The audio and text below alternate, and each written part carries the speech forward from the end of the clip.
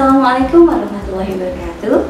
Halo Bunda, perkenalkan saya Suster Amel. Saya adalah salah satu perawat di Rumah Sakit Permata Jonggol. Nah, kali ini Tanya Dokter akan dipandu oleh saya yang biasanya oleh Dokter Tita. Sekarang Dokter Tita akan menjadi narasumber kita karena beliau adalah seorang konselor laktasi di Rumah Sakit Permata Jonggol. Yuk kita sapa beliau. Hai dokter. Hai Amel, apa kabar? Baik dok, dokter sehat ya? Alhamdulillah. Saya ternyata begini ya, jadi narasumber. Biasanya jadi pembawa acara, hari ini jadi narasumber gini.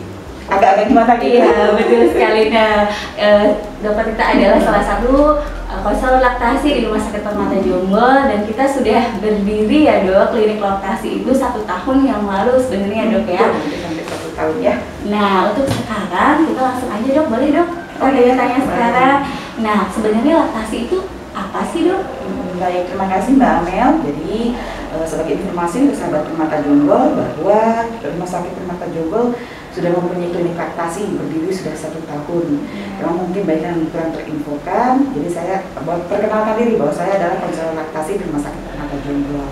Tadi Mbak Amel menanyakan saya tentang apa itu laktasi. Betul, Ya. Laktasi adalah proses Mbak Amel dari mulai bagaimana ASI itu dibentuk sampai bagaimana prosesnya pemberian terhadap anak gitu atau terhadap bayi diberikan secara sempurna gitulah.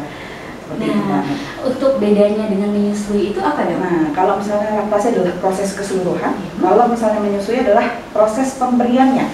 Bagaimana ASI itu diberikan dari seorang ibu ke anak secara langsung atau istilahnya kalau dalam bahasa Inggris direct breastfeeding gitu ya.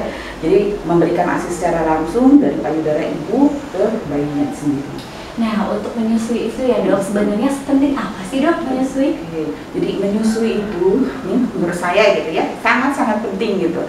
Kalau misalnya kalau menurut saya ibu mau melahirkan secara normal atau sesar itu adalah pilihan karena ketika mau melahirkan itu kita concern ke keselamatan bayi gitu ya. Tapi ketika menyusui itu menurut saya adalah suatu kewajiban. Kenapa? Karena manfaat menyusui itu sangat-sangat banyak banyak dari mulai manfaat ke ibu, manfaat bayi itu sendiri sampai ke dalam perekonomian juga gitu. Kalau ke ibunya biasanya kan ibu-ibu habis melahirkan ini mengalami sindrom baby blues ya, disadari atau tidak, setiap ibu-ibu yang habis melahirkan itu pasti merasakan rasa hampa nih. Karena biasa kita 9 bulan ya kemana-mana sama sesuatu yang bergerak di perut kita gitu ya, kita elus-elus, kita ajak ngobrol dan kita merasa dia safe di dalam diri kita gitu ya, maksudnya nggak ngerasa khawatir anak ini akan gimana ketika dia lahir ke dunia. Terlepas dari kita pasti ada rasa gundah, ini anak gimana ya, aduh sehatnya ya, aduh takut kenapa gitu. Jadi ada rasa hampa dan gimana gitu. Nah, pemberian ASI ini bakal menurunkan angka depresi. Kenapa? Karena kita menyusui anak, ngobrol ya, membelah, saling menatap ya. Itu akan menimbulkan rasa rileks terhadap diri kita. Jadi misalnya stres apapun seorang ibu, jika memang dia menyusui, insya Allah dia akan lebih rileks.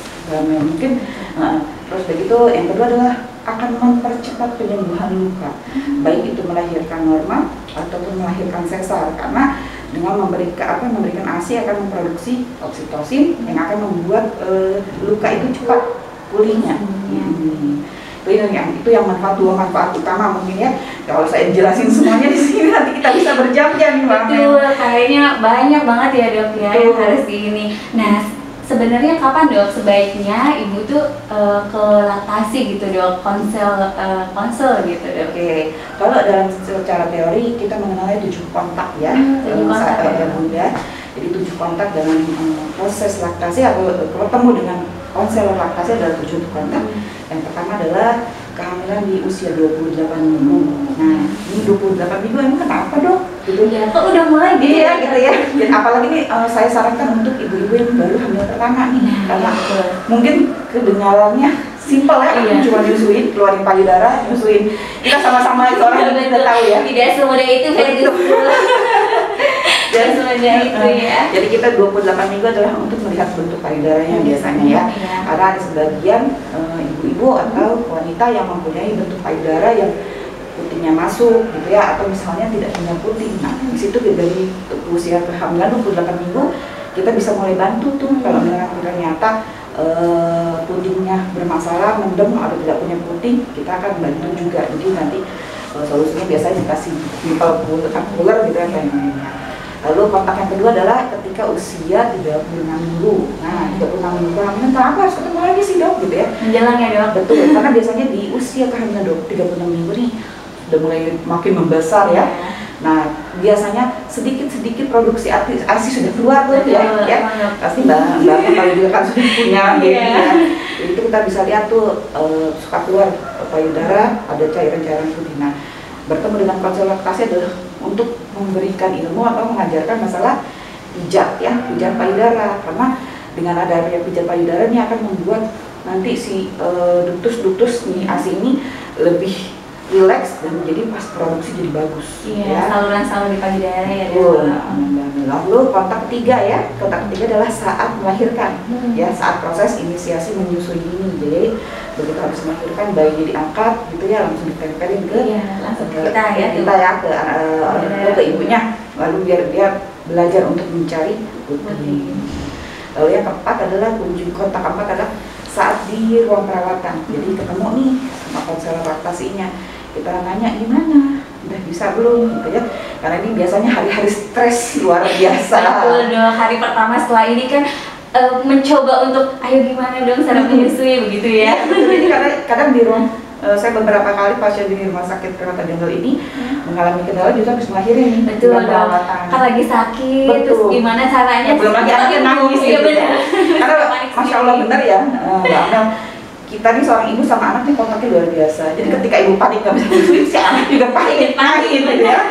Jadi memang kunjungan atau kontak ke 4 ini disarankan untuk dilakukan. Lalu adalah kontak kelima adalah saat usia bayi 7 hari ya atau 1 minggu.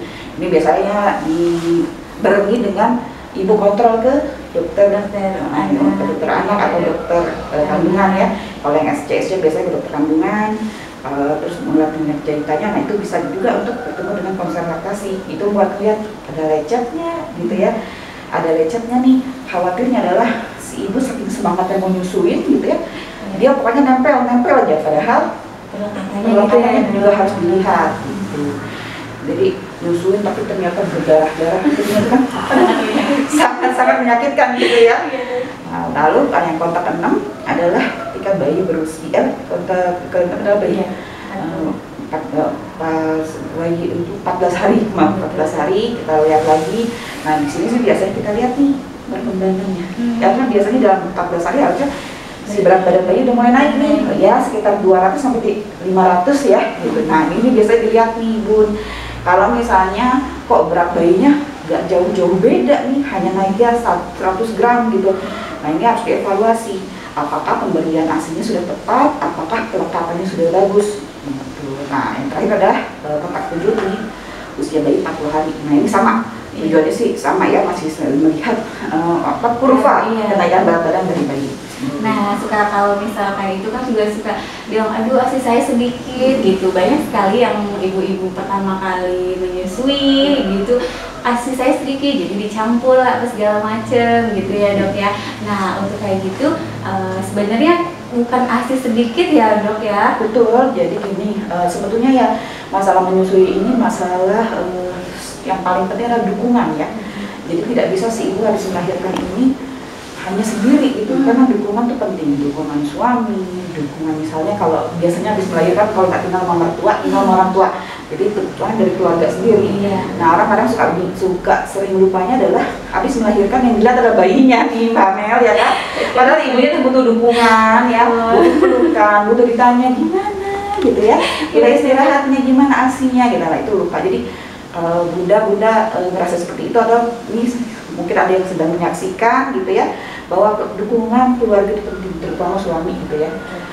Jadi suami itu support. Jadi kalau suami saya dulu walaupun tidak bangun malam, tapi setidaknya ketika besoknya saya memang tidur, dia pegang bayi. Jadi support. Jadi tidak menganggap si istrinya harusnya kuat, tidak, tapi juga tidak menganggap ini adalah hal yang sampai dia dimanja banget, juga jangan. Jadi anggap saja seperti biasa, tapi dukung penuh gitu. Jadi biar mindset istrinya ini tidak merasa lemah, tidak merasa dispesialkan. Kadang ada orang merasa dispesialkan malah jadi kayak orang gue ini orang penyakit, jadi gue saya ini orang penyakitan gitu ya. Padahal kan si Ini kan hal fisiologis untuk menyusui. Jadi dukungan dari suami sih paling penting, karena teman satu kasur gitu ya. Karena saya lihat-lihat itu teman-teman yang suaminya full mendukung gitu ya, memberikan ketenangan gitu, tidak membuat panik, itu jauh lebih berlimpah hasilnya. Baik, apalagi nih dok, kalau misalkan bunda-bunda yang bekerja nih ya, itu kan banyak nih ya dok, aduh gimana sih ya, saya pengen masih cepat bekerja gitu, tapi pengen asinya tuh masih ada gitu dok, gimana sih dok caranya dok? Nah, jadi kalau untuk ibu yang menyusui dan harus bekerja lagi gitu ya, masa cuti biasanya kan ada yang ngambil memang mepet-mepet melahirkan gitu, ada juga yang memang sudah buat prepare sebulan sebelum melahirkan gitu. Jadi untuk pertama kali ada ASI pra itu harus disiapkan maksimal 1 bulan sebelum masuk ke dalam. Jadi jangan, kadang ada yang susah nih, Kak harus menabung dari awal, gitu. Pengennya gitu dok, maksudnya biar stoknya banyak gitu, ternyata salah ya dok? Salah, karena kita perlu proses bonding ya sama anak. Jadi kalau misalnya itu direct breastfeeding, susui sepuas-puasnya, buat hubungan yang sangat-sangat baik. Dengan hubungan yang baik dengan bayi gitu ya, ini ASI akan berlimpah. Dengan sendirinya nanti sebulan sebelum kita mulai kerja, itu ASI udah enak banget gitu produksinya. Iya, karena kita udah tenang kan ya, Daniel udah enak nyusuin, ini tiba-tiba berlimpah sendiri. Jadi pompa kadang sambil nyusuin yang ini pompa, kebalikan juga sambil nyusuin di sini ini pompa. Oh jadi begitu ya dok ya. Berarti 1 bulan lah ya dok sebelum kita bekerja, kita mulai siapkan itu.